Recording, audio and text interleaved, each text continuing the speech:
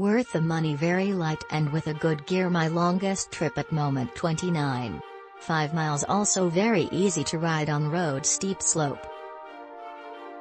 I was initially skeptical of the quality of a bike from a little known brand, but the price was very good and it had all the features I wanted, so I ordered it.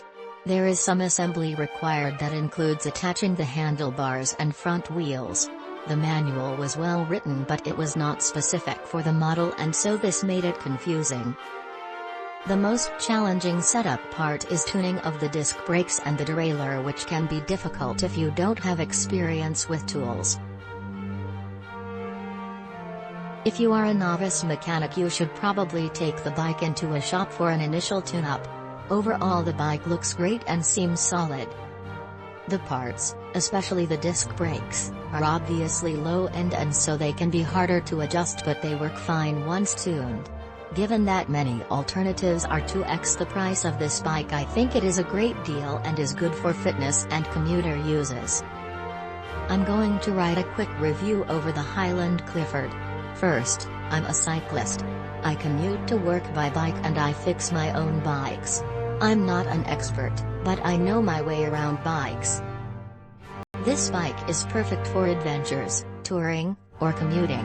This bike rides very responsive and excels in an urban environment.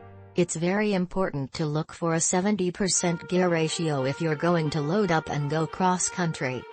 This bike is one of a very few non-touring $2,000 bikes with very low gearing for going up steep inclines. For the average Joe, you'll be glad to have that granny gear on big hills. Like most bikes, you cannot ride it out of the box. You can adjust it yourself or you can take it to a bike shop. Out of the box, the brake lines were the correct length, but I had to recenter the pads in order for them not to rub. The rear derailleur shifted well, but I had to adjust it to get it shifting well. Not a big deal, but I think a lot of reviewers don't understand that every bicycle will need adjusting out of the box, and again after 100 to 200 miles when the parts have broken in. Back to the review.